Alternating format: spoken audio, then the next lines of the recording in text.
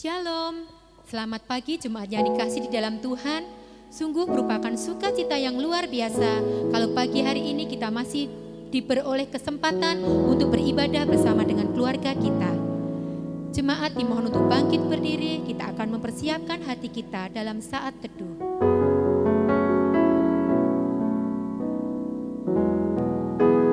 Besarlah Tuhan dan sangat terpuji, dan kebesarannya tidak terduga. Angkatan demi angkatan akan memegahkan pekerjaan-pekerjaanmu dan akan memberitakan keperkasaanmu. Pertolongan kepada kita adalah di dalam nama Allah yang menjadikan langit dan bumi. Mohon turunlah di atas kita sekalian anugerah sejahtera dan pimpinan dari Allah Bapa dan dari anaknya Yesus Kristus dan Roh Kudus. Amin. Jemaat dipersilahkan untuk duduk kembali. Jemaat yang dikasih di dalam Tuhan, Tuhan kita bersemayam di atas puji-pujian umat-Nya. Mari pagi hari ini kita akan mengangkat pujian dan penyembahan kita dengan segenap hati kita. Biarlah hadirat Tuhan boleh hadir di tengah-tengah kita. Mari kita akan menyanyikan pujian Saat Ku Menyembah-Mu. Kita nyanyikan pujian ini dengan sungguh-sungguh. Kita menyembah dalam pujian kita. Saat ku menyembah-Mu, Roh-Mu bekerja. Saat ku memuji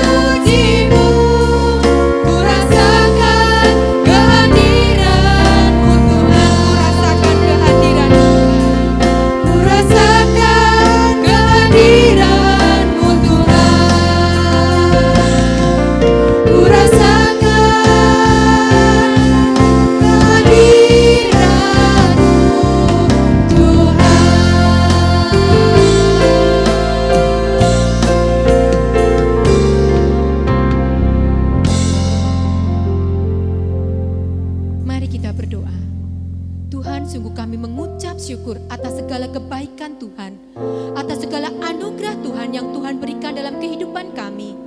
Sehingga pada pagi hari ini Tuhan bersama dengan keluarga kami masih boleh beribadah kepada Tuhan. Terima kasih Tuhan, kami mau serahkan seluruh ibadah ini ke dalam tangan-Mu. Biarlah Tuhan kami boleh memuji Engkau dengan sepenuh hati kami. Kami boleh memuji-muji Tuhan dengan segenap jiwa kami. Sehingga Tuhan, hadirat Tuhan boleh kami rasakan. Sehingga setelah beribadah ini kami boleh merasakan sukacita yang luar biasa dalam kehidupan kami. Terima kasih Tuhan, kami mau serahkan ibadah pagi hari ini ke dalam tangan-Mu. Di dalam nama Tuhan Yesus kami sudah berdoa. Amin. Mari jemaat, kami mohon untuk bangkit berdiri, kita akan mengikrarkan pengakuan iman rasuli. Aku percaya kepada Allah Bapa yang Maha Kuasa, Khalik langit dan bumi, dan kepada Yesus Kristus, anaknya yang tunggal Tuhan kita, yang dikandung daripada Roh Kudus, lahir dari anak darah Maria, yang menderita sengsara di bawah pemerintahan Pontius Pilatus, disalibkan, mati dan dikuburkan, turun ke dalam kerajaan maut. Pada hari yang ketiga, bangkit pula dari antara orang mati, naik ke surga, duduk di sebelah kanan Allah Bapa yang Maha Kuasa, dan dari sana Ia akan datang untuk menghakimi orang yang hidup dan yang mati. Aku percaya kepada Roh Kudus, gereja yang kudus dan am, persekutuan orang kudus, pengampunan dosa, kebangkitan tubuh dan hidup yang kekal. Amin. Masih dengan tetap berdiri, mari kita akan menyanyi pujian dengan penuh sukacita dengan pujian nyanyi glory. Mari jemaat, kita penuh sukacita, kita boleh nyanyikan pujian ini.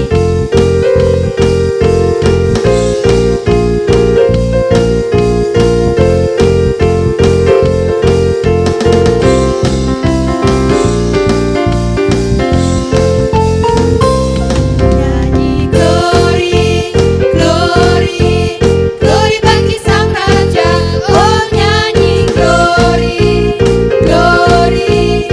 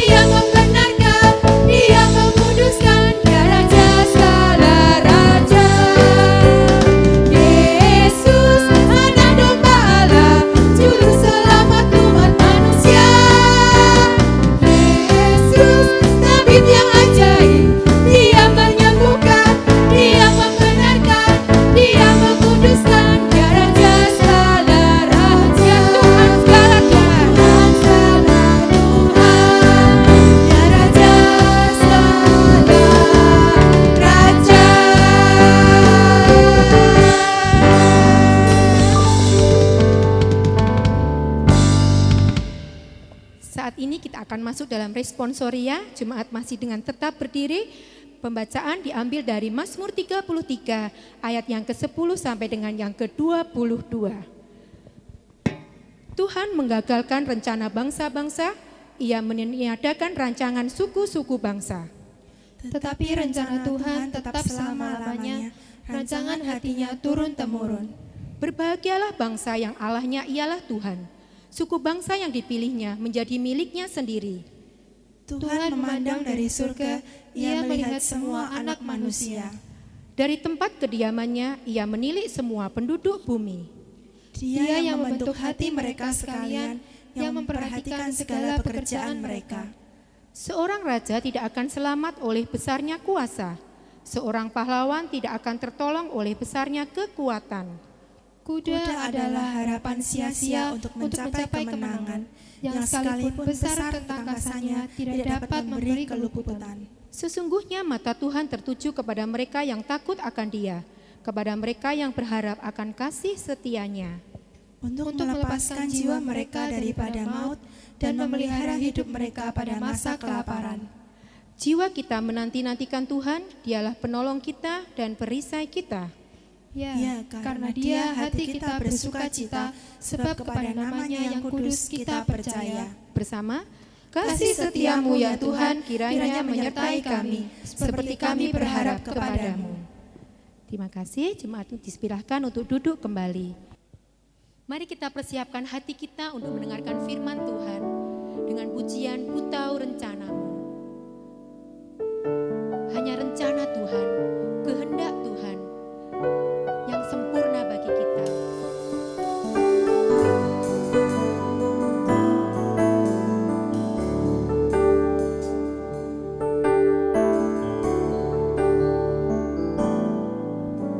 Tuhan, ku percaya rencanamu indah, walau saat ini tak ku mengerti.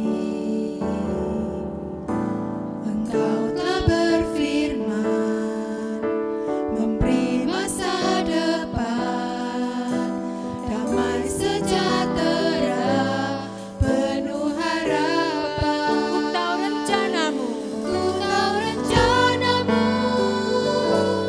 indah bagiku. Ku tahu kehendakmu baik bagiku. Ku tahu rancanganmu sempurna bagiku. Ku tahu jalan-jalanmu yang terbaik bagiku. mari kita tetap percaya bahwa rencana Tuhan adalah rencana yang indah. Tuhan, ku percaya.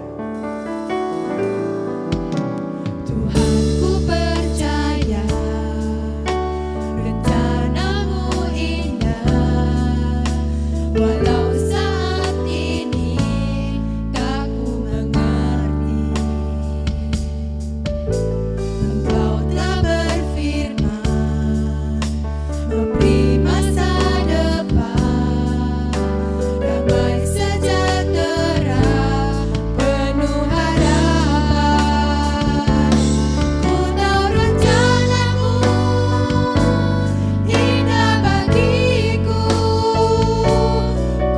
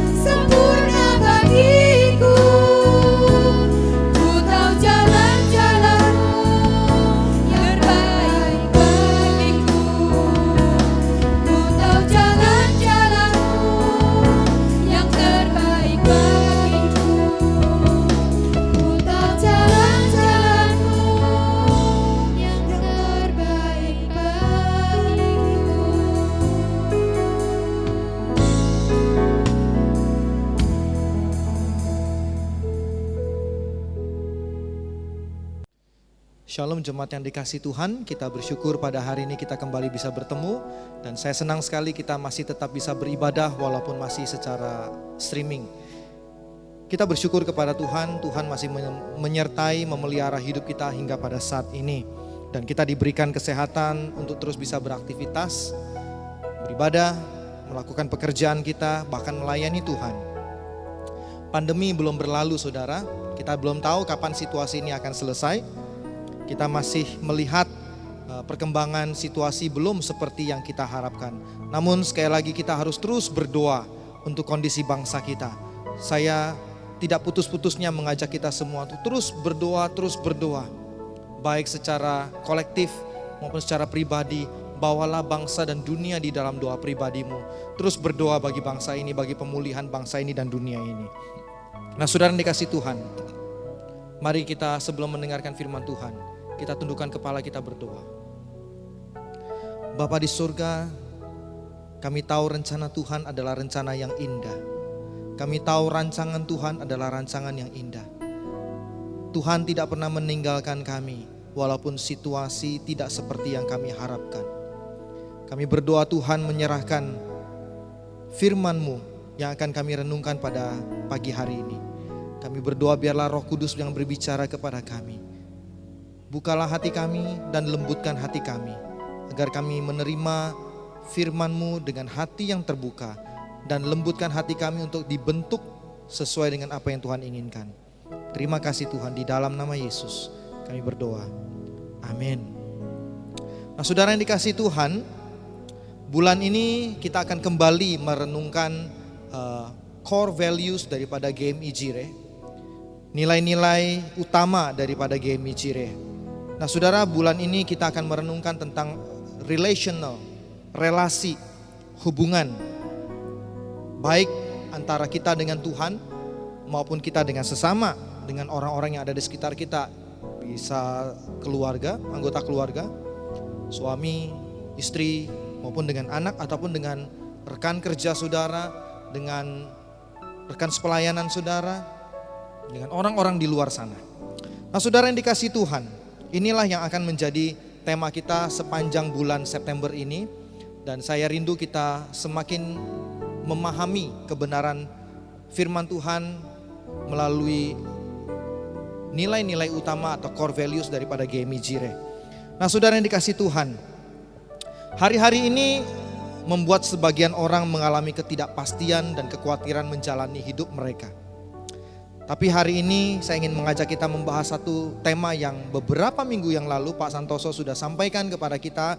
Tema yang begitu indah, yaitu tentang Jehovah Jireh saudara.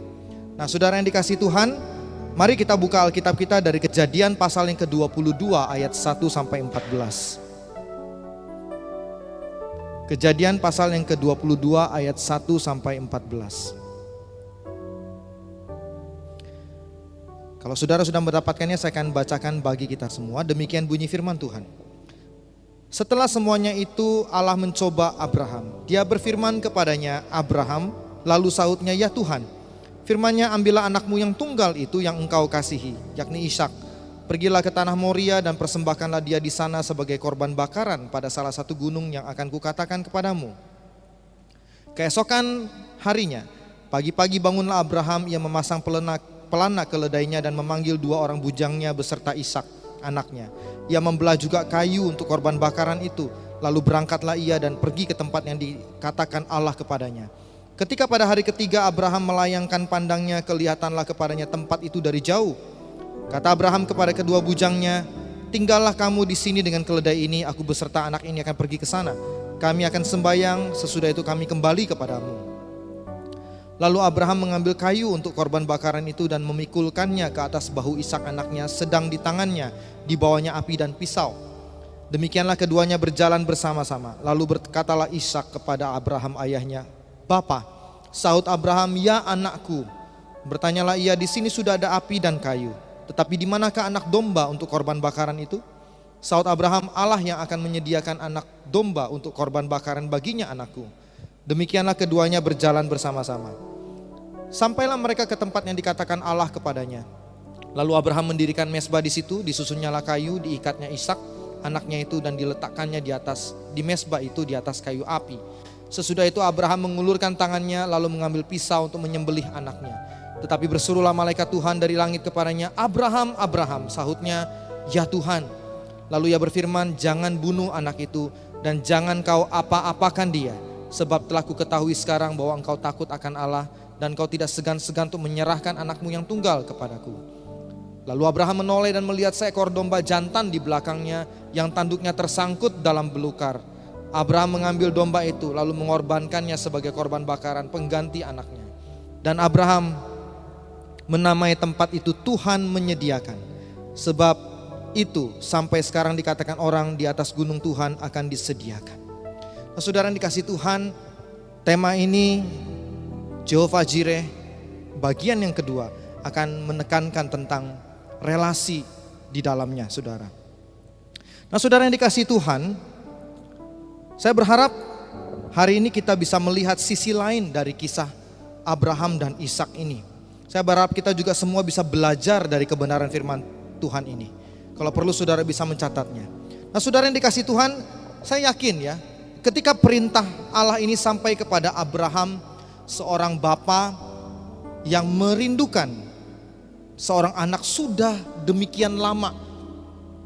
Lalu Tuhan sendiri menjanjikan anak kepadanya, lalu Tuhan kasih anak itu pun setelah tunggu 25 tahun. Nah, setelah Abraham dan Sarah diberikan anak yang sudah ditunggu 25 tahun, tiba-tiba datang perintah, persembahkanlah anakmu itu yang sudah kamu tunggu 25 tahun, persembahkanlah kepadaku. Saudara, nggak tahu perasaan Abraham ketika dia menerima perintah itu. Saudara, seorang orang tua, ya saya nggak tahu karena saya nggak merasakannya. Tapi mungkin bagi saudara-saudara yang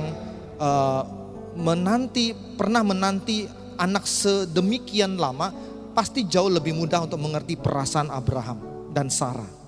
Nah, saudara, perjuangan Abraham dan Sarah menanti 25 tahun anak itu adalah perjuangan yang tidak mudah.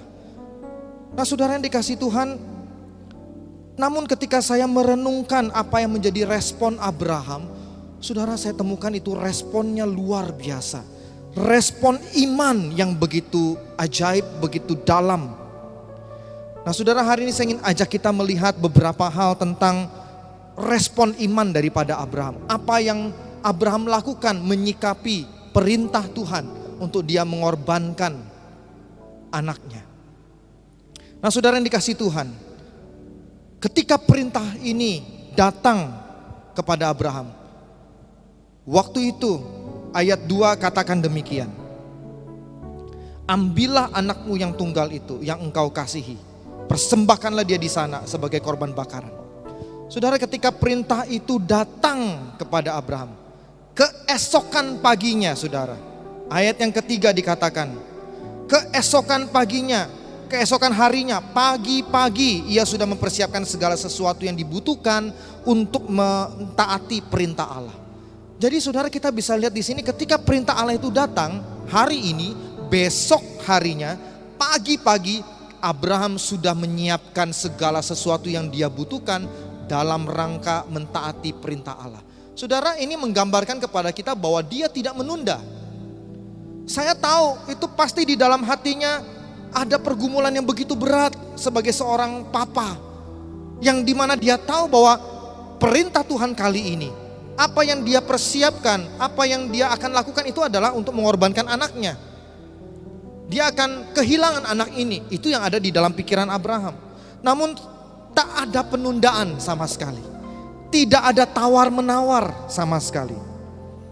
Abraham taat, dan ketaatan Abraham, ketika saya renungkan kenapa dia bisa begitu taat, saudara. Ketaatan Abraham itu dibangun atas relasi Abraham dengan Tuhan yang begitu indah dan dekat. Relasi itu didasarkan atas dasar keputusan Abraham untuk beriman, percaya kepada Allah, percaya akan Jehovah, percaya akan Yahweh. Saudara, Abraham dan Allah memiliki kedekatan seperti sahabat yang didasarkan pada iman Abraham kepada Tuhan. Saudara, itulah sebabnya saudara, Yakobus 2 ayat 23b itu mengatakan bahwa Abraham itu adalah sahabat Allah. Kalau kita baca pasal-pasal sebelum Kejadian 22, kita akan banyak temukan pertemuan Abraham dengan Allah. Kita akan lihat betapa sering Abraham bertemu dengan Tuhan. Hal yang paling menarik adalah ketika Abraham punya kesempatan untuk tawar-menawar dengan Tuhan bagi kota Sodom dan Gomora. Saudara, ini bukan hal yang biasa, saudara. Ya, itu bagi saya itu menggambarkan kedekatan yang intim namun tetap penuh hormat antara Abraham dengan Tuhan. Karena Abraham tahu menempatkan dirinya. Ya, Abraham di dalam percakapan itu kita bisa lihat Abraham itu tahu menempatkan dirinya sebagai hamba dan dia menghormati Tuhan. Tapi dia tetap memberikan penawaran, kalau boleh Tuhan, kalau boleh janganlah engkau murka. Dia meminta supaya Sodom dan Gomora diampuni. Tawar menawar dengan Tuhan. Lalu juga ada beberapa kali Tuhan menampakkan diri kepada Abraham. Saudara, semua itu adalah menggambarkan hubungan yang indah antara Abraham dengan Allah. Nah, karena kedekatan itulah Abraham percaya dan taat akan perintah Allah. Saudara yang dikasihi Tuhan, kedekatan relasi Abraham dengan Allah menolong Abraham penuh percaya kepada Tuhan. Saudara, kalau kita lihat Abraham dengan Tuhan begitu intim, lalu bagaimana Anda dengan saya? Bagaimana relasi Anda dan saya dengan Tuhan? Apakah kita juga demikian intim namun hormat kepada Tuhan? Sudahkah Anda bertemu dengan Dia secara pribadi seperti Abraham bertemu dengan Tuhan? Apakah Dia adalah sahabatmu dan engkau adalah sahabatnya? Coba kita periksa bagaimana kita berdoa kepada Tuhan. Bagaimana percakapan kita dengan Tuhan? Apa isi komunikasi kita dengan Tuhan? Kita boleh periksa, saudara. Dari situ kita bisa menilai berapa kadar kedekatan, seperti apa kedekatan kita dengan Tuhan. Saudara, beberapa orang menggambarkan kedekatannya kepada Tuhan bukan seperti Abraham dan Tuhan. Tapi kadang-kadang banyak orang Kristen memperlakukan Tuhan seperti pembantu, saudara. Yang bertugas hanya mencukupkan kebutuhan dia saja. Makanya isinya banyak laporan kalau lagi doa. Banyak daftar permintaan. Tapi tidak ada hormat di dalamnya. Tidak ada komunikasi, tidak ada relasi di dalamnya, saudara. Ini yang pertama, saudara. Yang kedua, karena kedekatan Allah dengan Abraham dan pengenalan Abraham kepada Allah, serta pengalaman Abraham secara pribadi dengan Allah, maka Abraham tahu bahwa Allah berkuasa. Oleh karena itu, dengan pemahaman seperti itu, Abraham menyadari Tuhan punya kedaulatan atas hidupnya, atas apa yang ada pada dirinya. Sekalipun, saudara, Ishak anaknya yang tunggal yang dia sudah tunggu 25 tahun, itu pun adalah haknya Tuhan. Kalau Tuhan minta, dia berhak untuk mengambilnya. Saudara, karena Ishak itu yang kasih Tuhan. Bagi Abraham, Tuhan, engkau yang kasih, Ishak itu milikmu. Dan dia rela mempersembahkan itu. Saudara ingat, Ayub juga pernah berkata hal yang sama. Tuhan yang memberi, Tuhan yang mengambil, terpujilah nama Tuhan. Saudara, ini adalah pemahaman yang luar biasa bagi Abraham dan juga bagi Ayub. Ini adalah pengakuan iman Abraham dan Ayub. Saudara, poin yang kedua ini mengajarkan kita, mengingatkan kita bahwa relasi kita dengan Tuhan, hubungan kita dengan Tuhan harus membawa kita kepada pemahaman yang benar tentang siapa Tuhan. Membawa kita memahami bahwa Tuhan itu berdaulat atas hidup kita. Berdaulat itu artinya berkuasa. Ya, Dia bebas melakukan apa yang menjadi kehendaknya. Saudara, ada satu lagu yang judulnya Suka-sukamu Tuhan. Ya, Suka-sukamu Tuhan. Saudara, beranikah enggak kita ngomong sama Tuhan? Tuhan, suka-sukamu lah sama hidupku. Pakailah, bebas apa saja saudara. Tapi banyak orang yang akhirnya bukannya mengatakan suka-sukamu Tuhan, tetapi justru dia yang ngatur Tuhan gitu. Nah saudara yang dikasih Tuhan, relasi yang benar akan membawa kita kepada pengenalan yang benar akan diri Tuhan. Dan karena Tuhan melihat diri Abraham, Tuhan memperhitungkan relasi itu. Maka Tuhan menyediakan apa yang Abraham perlu. Maka Tuhan menyediakan domba sebagai ganti Ishak. Tuhan memberikan domba itu untuk menggantikan Ishak yang akan dipersembahkan. Nah saudara yang dikasih Tuhan, domba itu menggambarkan Kristus. Saudara, sebenarnya ketika Tuhan meminta Abraham untuk memberikan anaknya yang tunggal, sebenarnya hari ini kita yang hidup di zaman ini saudara, kita bisa melihat itulah sebenarnya Tuhan mau menunjukkan kepada kita. Itu yang akan Dia lakukan kepada manusia. Itu yang Dia lakukan ketika Dia memberikan anaknya yang tunggal, Yesus Kristus, untuk menebus kita di kayu salib saudara. Saya yakin Abraham bertemu dengan Tuhan di sorga dan Tuhan bilang, kamu tahu apa yang aku rasakan ketika aku memberikan anakku yang tunggal, diriku sendiri, untuk menebus dosa manusia. Dan Abraham akan berkata, aku tahu bagaimana perasaan Tuhan. Aku tahu bagaimana Tuhan mengasihi manusia. Saking mengasihi manusia, Dia rela memberikan apapun saudara, termasuk dirinya sendiri.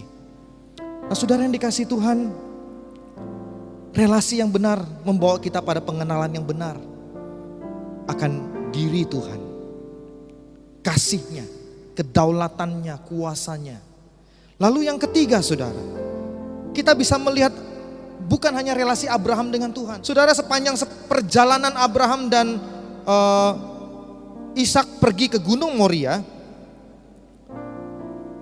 kita nggak melihat sedikit pun Alkitab mencatat Ishak mengeluh. Ya, kita tidak melihat sedikit pun komplain yang keluar dari mulut Ishak kepada Abraham.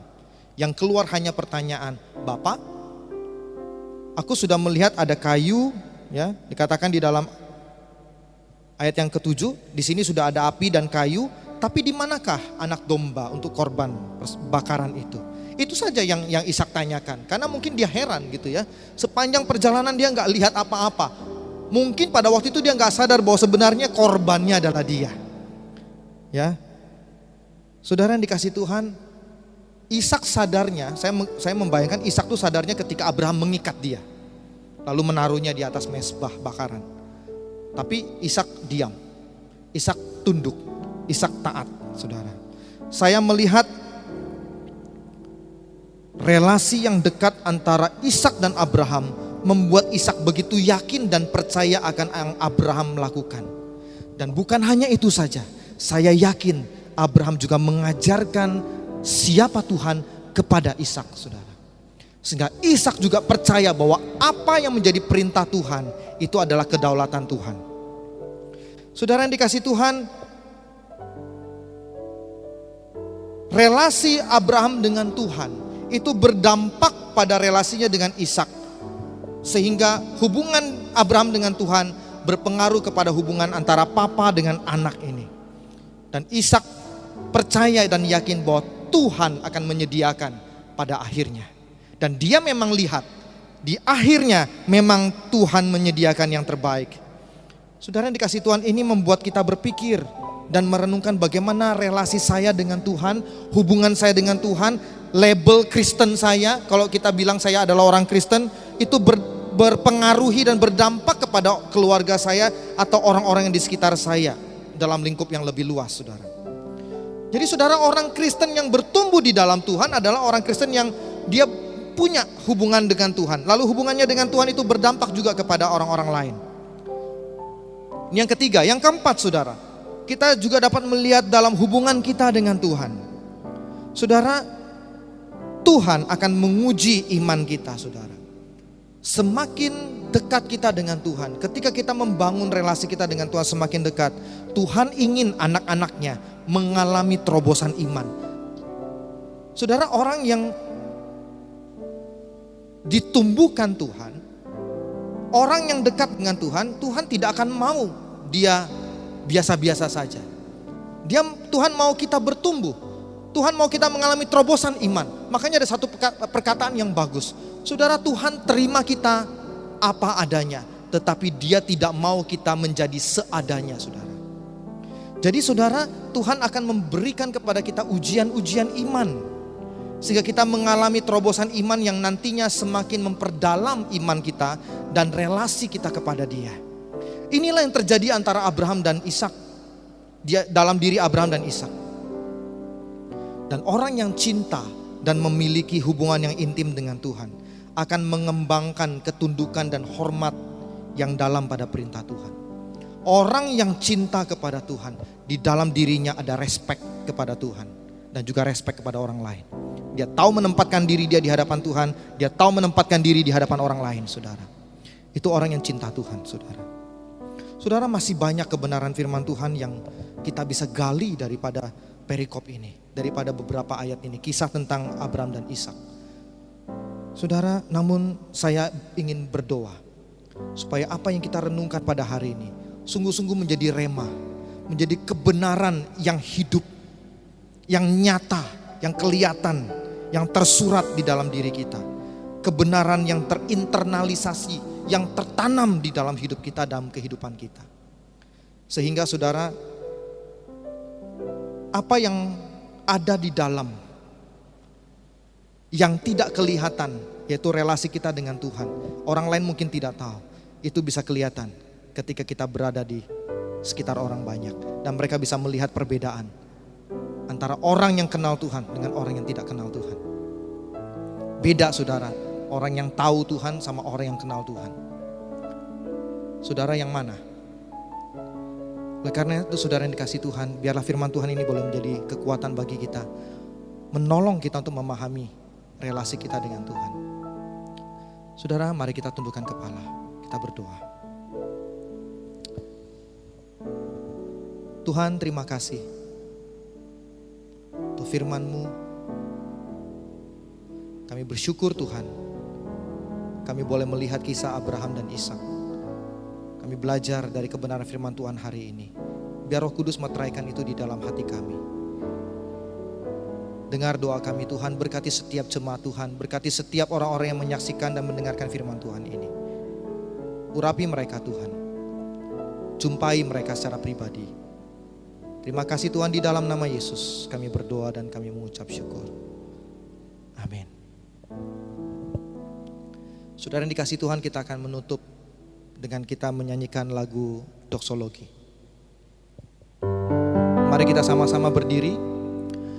Puji Allah Bapa Putra, puji Allah Rohul Kudus, ketiganya yang esa, pohon selamat sumber berkat.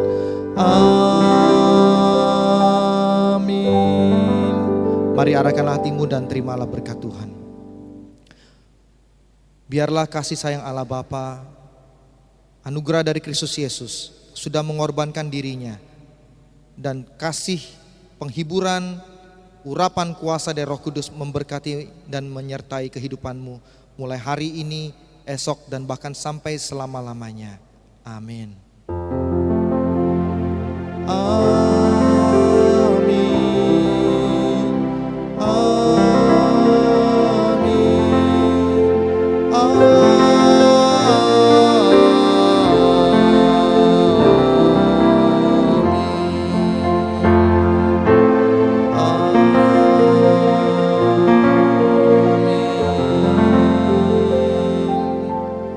Silakan duduk, saat teduh, dan Tuhan Yesus memberkati kita semua.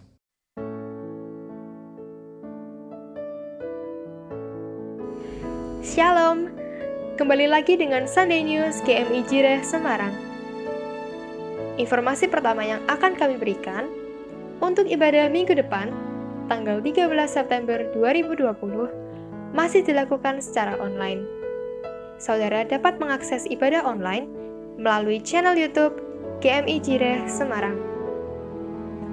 Bagi saudara yang telah menerima jawaban doa, dapat membagikan kesaksiannya melalui nomor WhatsApp yang tertera agar dapat menjadi saksi atas kebaikan Tuhan dan memberkati jemaat Tuhan.